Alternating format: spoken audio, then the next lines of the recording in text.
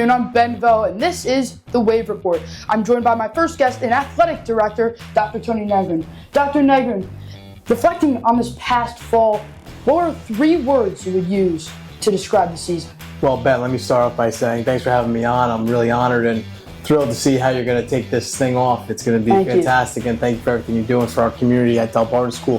The 3 words I would use to reflect on this fall would be pure, I'm going to use 2 words here for the first one. Pure excitement, competitive, and promising. And I think that all 3 of our programs, cross country, soccer, and football, with their competitive schedules they played, really kind of enhanced their programs, enhanced their brands, and allowed us to see that there are some up-and-coming student athletes here at Delbarton that are ready to make their mark for the Green Wave across the nation. Talking about these up-and-coming players, this past fall we saw Ryan Trafford with his absence, Brock Dandridge stepping up.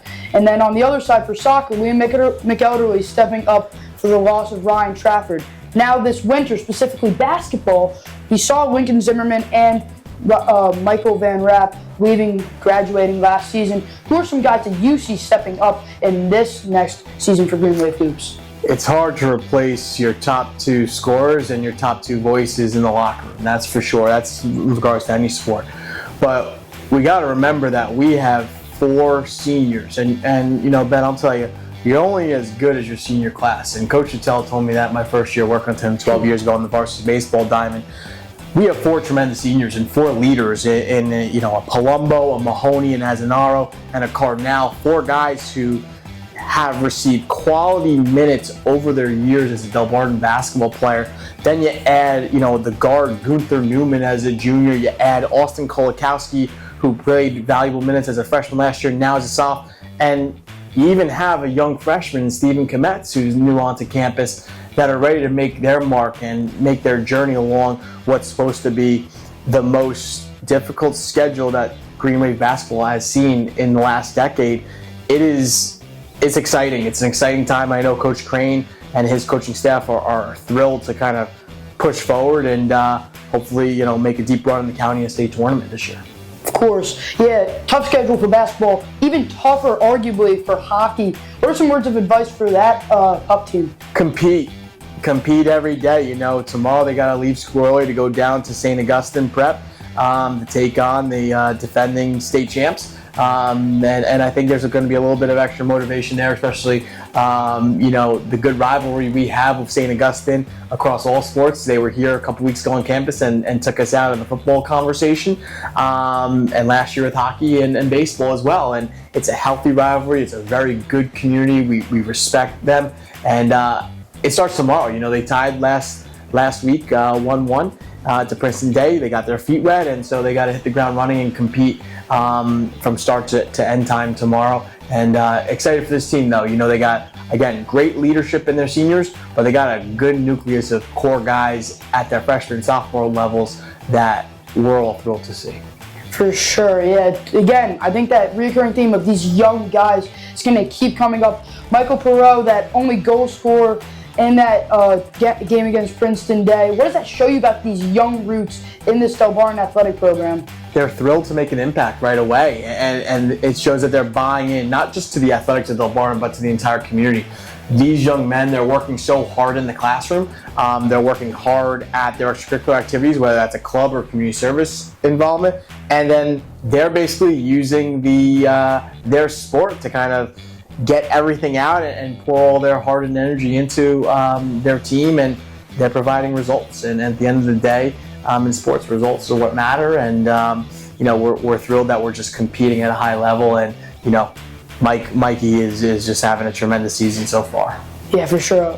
Look to see a lot more from that team moving forward. And another team that got off to a strong start was that swimming team for the Green Wave. What does that show you about the swim program here?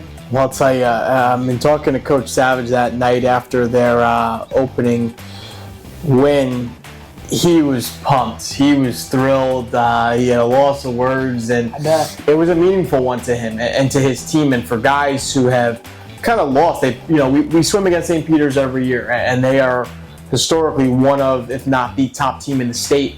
And this shows that we have a lot of depth this year on the pool deck. And, you talk about leaders in Femi O'Shaughnessy, you talk about leaders in Arduzzi and Dalton Brooks. The list goes on. And again, going based off your theme on kind of young student athletes that are ready to make an impact, the two freshmen we have, and Max Chichinowski and Anderson Runke, they won their first races, and they were impactful. And they helped lead the way that Friday night in Jersey City. And just a few days after that, we were able to defeat Oratory Prep, another very strong team, and a team that's looking to make their imprint on the state bracket come February. So, starting off 2-0 is great, but it doesn't get any easier with a county champ in Chatham High School this coming Thursday, and then traveling out to Long Island to swim against Chaminade, and then a couple days after that, Seton Hall Prep, another top team in the state. So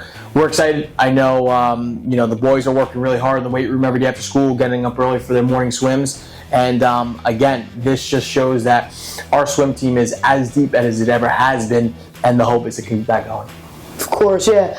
What are these races, these early races for these young swimmers? What can that mean to these guys? How can that motivate them throughout the rest of the year? Give them confidence, and even if a loss happens, right, it's going to give them that teachable moment.